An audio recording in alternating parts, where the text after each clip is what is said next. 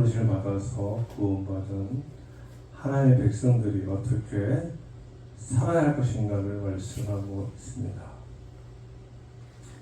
예수님께서는 한 비유를 통해서 이렇게 말씀하셨죠. 말씀을 듣고 순종하는 사람은 반석 위에 지은 집이다.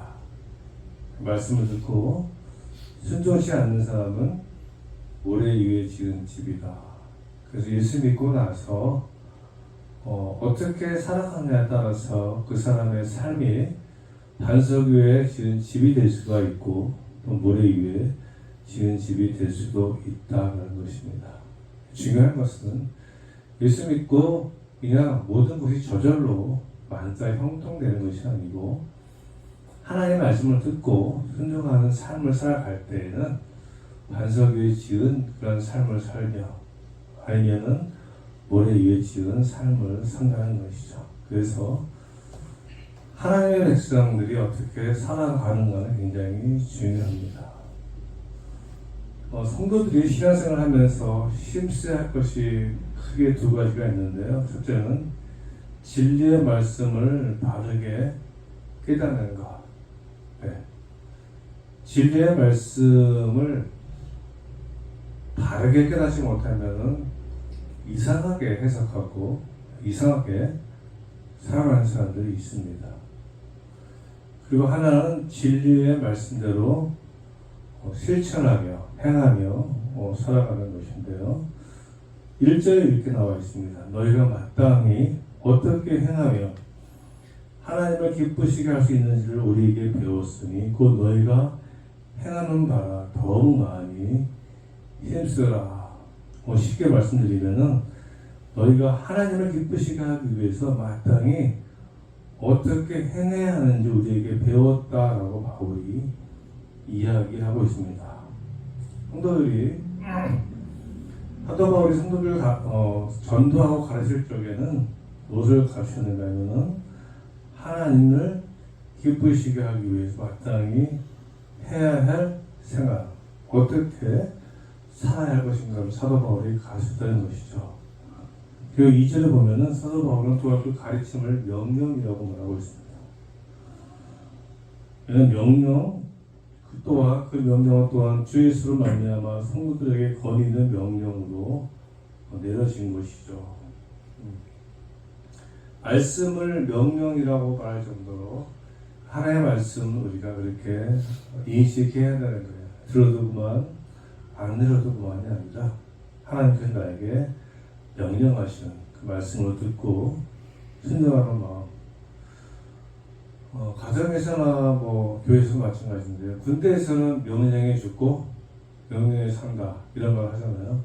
지금 그렇게 하는지 모르겠어요. 지금 군대 아이들이 문제가 많은데 명령에 죽고 명령에 살아야 되는 거죠. 군인은 그래야지 전투에서 승리할 수가 있고, 왜냐하면 목숨과 관련되어 있기 때문에 그 목숨을 초계와 같이 버리면서도 명령에 순종하는 게 군대인데, 가정도 또 교회도 마찬가지죠. 가정에서도 자녀들이 부모님의 말씀, 명령에 순종하면은 그런 가정이 있을까요?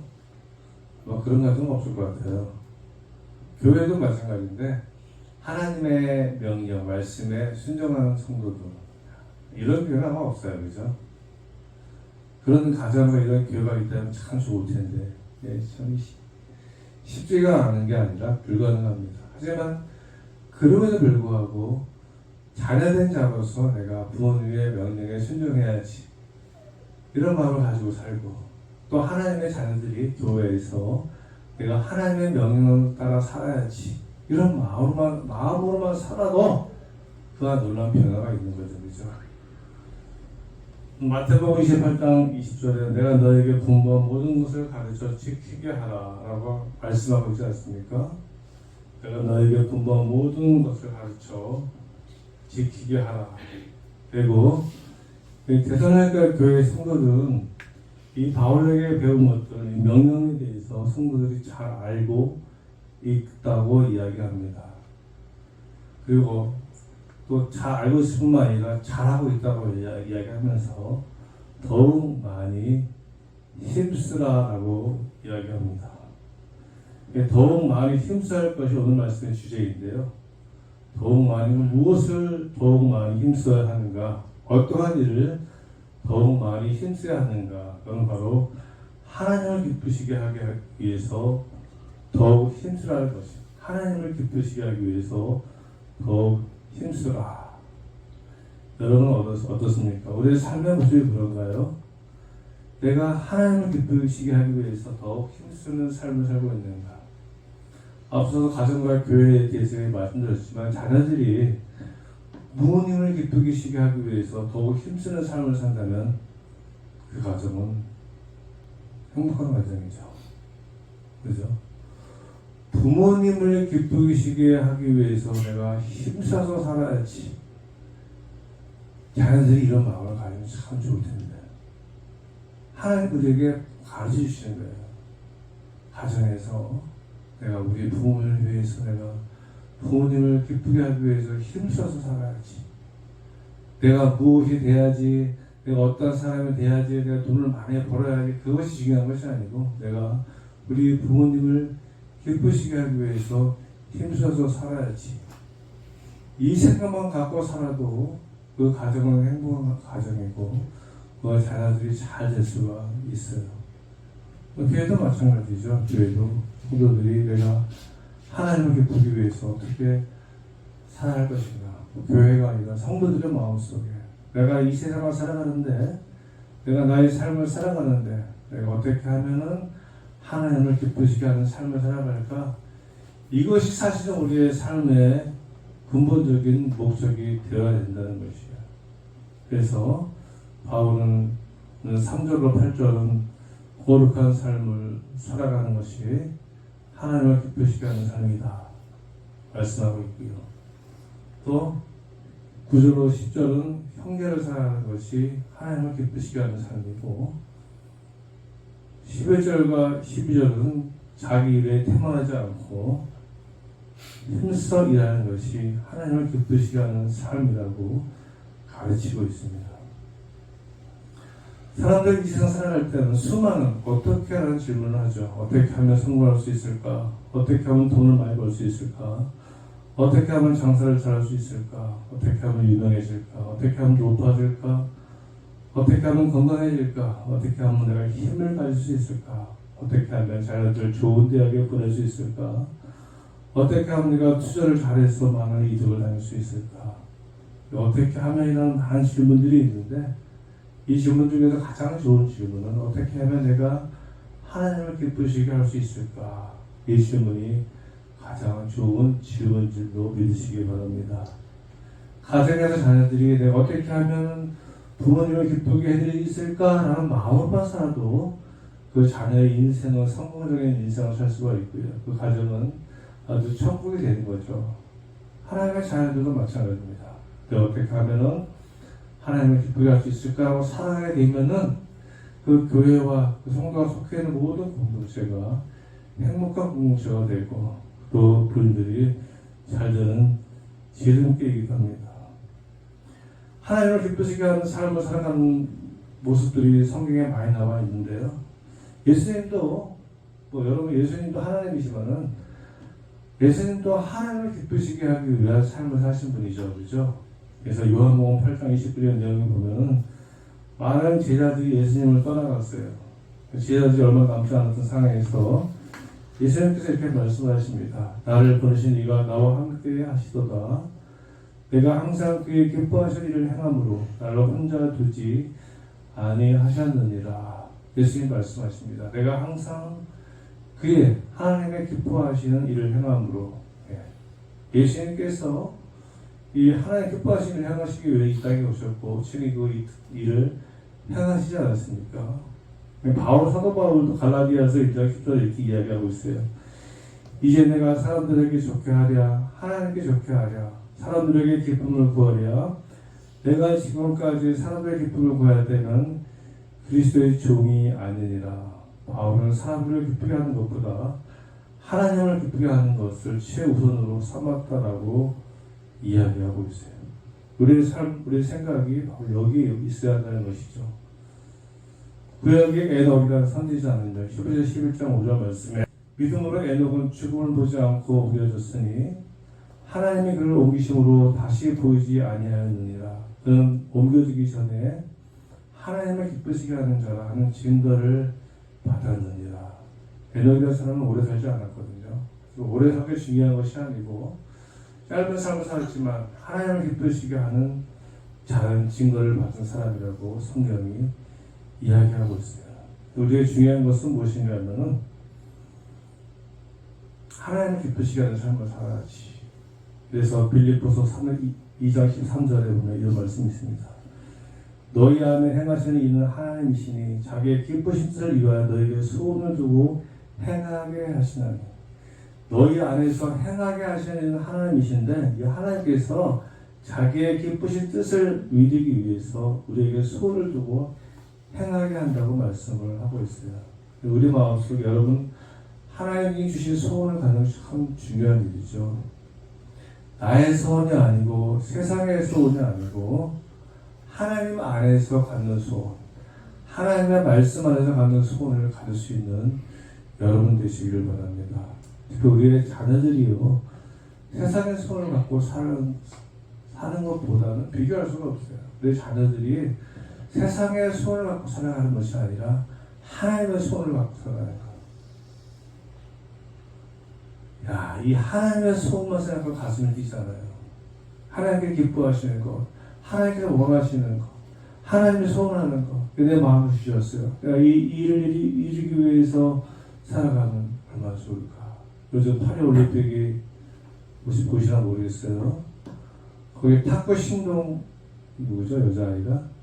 신유빈.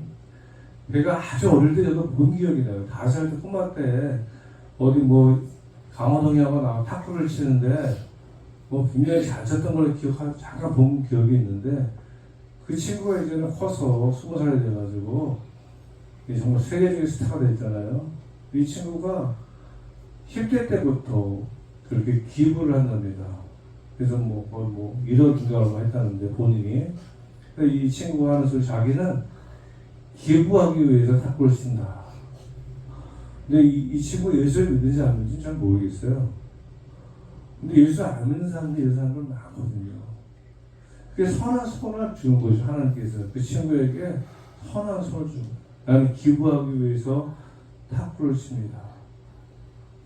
야, 우리 교회 다니는 사람들이 이런 손을 갖고 사는 게 얼마나 귀한지 몰라요. 내가 돈 벌어가지고 내가 호의호식하면서 떵떵거리면서 잘 살아야지. 이건 소원이 아니죠. 이건 야망이고 욕망이죠. 하나님도 원치 않습니다. 하나님 우리에게는 하나님 기뻐하시는 일, 하나님 원하시는 일, 그 소원을 두고 살기를 원하시는 일. 오늘 간단하게 3가지 말씀했잖아요. 거룩하게 살아라. 거룩하게. 특별히 음란에 대해서 말씀하고 있습니다. 성적으로 워낙 심각한 시대 아닙니까? 이것은 우리 인류 역사상 언제나 있는 일인데 요즘 정말 우리 아이들이 걱정될 정도로 그래서 우리 아이들 마음속에 거룩하게 살고자 하는 마음을 갖는 게 참 중요하죠. 거룩하게 살아라. 거룩이라는 것이 그냥 성적인 것만은 아니지만은 오늘 성경에서 뭐라고 나와 있습니까? 같이 한번 볼까요? 3절 말씀부터 하나님의 뜻은 이것이니 너희의 거룩함이라 곧 음란을 버리고 그죠? 각각 거룩함과 존귀함으로 자기의 아내 대할 줄을 알고 하나님을 모르는 이방과 같이 세격을 따르지 말고 이 일의 분수를 넘어서 형제를 해하지 말라. 이는 우리가 너에게 미리 말하고 증언한 것과 같이 이 모든 일에 주께서 신원하여 주십니다. 하나님이 우리를 부르심은 부정하게 하심이 아니요 거룩하게 하심이니 그러므로 저버리는 자는 사람을 저버리는 게 아니요 너에게 그의 성령을 주신 하나님을 저버림이니라. 예. 하나님 우리를 부르심은 부정함이 아니요 거룩하게 하심이라고 말씀하면서 너희가 이것을 저버리면 하나님을 저버리라고 말씀을 하고 있습니다. 또 예수 믿는 사람들은요 음란과 싸울 분명한 이유와 목적이 있는 것이죠. 세상의 가치관과 세상의 모습에 따라서 아무 생각 없이 살아가는 자들이 아니라 분명하게 우리의 마음속에 거룩함에 대한 마음이 있어야 한다는 것입니다. 두 번째는 형제 사랑하기를 힘주라. 형제 사랑이라는 것이 뭐 가정 안에 형제도 있지만 주변 이웃들을 사랑하는 것이죠. 아까 시집인 탁거시는 어린 자매처럼 그 마음속에 이웃을 사랑하는 마음이 있어요. 우리에게도 동일한 것이죠. 나만 생각하고 나만 충족하기 위한 삶을 살기를 주님 원치 않습니다. 이것은 하나님을 기쁘게 하는 삶이 아니에요. 그래서 주변의 이웃들을 사랑하면서 그들을 기쁘게 하는 삶, 이게 참 쉽지가 않습니다. 이게 가정에서부터 이루어져야 되는데요. 이게 참 형제 가족 안에서도 사랑하기가 참 쉽지가 않고 때로는 형제가 원수가 되기도 하지 않습니까? 이게 우리가 어릴 때부터 가정에서 서로 사랑하고 서로 희생하고 제가 아주 자주 언급하는 게 의좋은 형제 볕단 나눠주는 이야기. 초등학교 교과서에 실려 있잖아요. 항상 나보다 상대방을 생각하고 배려하는 마음으로, 그죠? 이런 마음으로 어릴 때부터 살아야지만이 그 사람의 그런 생각이 만들어지고 그런 삶의 모습이 보여주는데 어릴 때부터 그냥 자기만 살겠다고 막 싸우고 이러면은요 이게 나이가 먹어서도 변함이 없어요. 다른 사람들에 대한 공감 능력이 결여가 됩니다. 이웃 사랑하는 거. 하나님께서 무엇을 기뻐하실까? 형제 사랑하고 말씀하잖아요. 그리고 마지막에는 뭐죠? 열심히 살라고 말씀하십니다. 열심히 살아라. 열심히 살아가는 것도 하나님께서 우리에게 행하신 하나님의 뜻이고 하나님을 기쁘시게 하는 모습이라는 것이죠. 우리 예수 믿는 사람들은요 열심히 살 필요가 있습니다. 근데 사실 우리 한국 사람들은 굉장히 열심히 산다고 하더라고요. 저도 어릴 때부터 많이 들었던 말인데 한국 사람도 열심히 사는 민족이 없다고. 근데 제가 세계를 가끔 가보면은 진짜 한국 사람들이 열심히 살아요. 그래서 일 중독이 되고 뭐 일의 노예가 되고 뭐 그런 것도 있지만은 너무 또 그래서 안 되겠지만 분명한 것은 우리가 게으르지 말고 최선을 다해서 내가 속해 있는 자리에서 열심히 살아가는 것, 이것도 하나님을 기쁘시게 하는 삶이라는 것이죠. 게으르고 나태한 것이 아니고. 우리 아들들 보면은 이제 마음에 안 드는 부분도 있지만 또 이 부분은 좀 마음이 드는 것 같아요. 어찌하든지 자기 형편에서 열심히 살아가려고 애를 쓰는 모습. 이 모습을 보면서 부모의 마음이 흐뭇하지 않습니까? 오늘 제 말씀을 맺도록 하겠습니다. 하나님은 우리가 하나님 기뻐하시는 삶을 살기를 원하세요. 어떻게 살 것인가? 우리 본질적인 이 어떻게 살 것인가에 대한 질문은 하나님을 기쁘시게 하는 삶을 살아야지. 우리의 가정에서 자녀들이 내가 부모님을 기쁘시게 하는 삶을 살아야지 이런 마음으로만 살아도 자신들이 잘 되고 그 가정이 행복한 것처럼 우리 하나님의 자녀들이 내가 하나님을 기쁘시게 하며 살아야지 이 마음만 갖고 살아도 여러분의 삶이 대개지고 풍성해지고 여러분들을 통해서 하나님의 교회가 세워지고 하나님의 나라가 확장될 줄로 믿습니다. 기도하겠습니다. 하나님 아버지 감사합니다. 오늘 사도 바울이 성도들이 어떻게 살아갈 것인지에 대해서 말씀하고 있습니다. 그 세상을 위해서 살아가는 것이 아니라 하나님을 기쁘시게 하는 삶을 살기를 원하며 그렇게 살아갈 수 있는 저희들 되게 하여 주옵소서. 감사드리오며 예수님의 이름으로 기도드렸습니다. 아멘.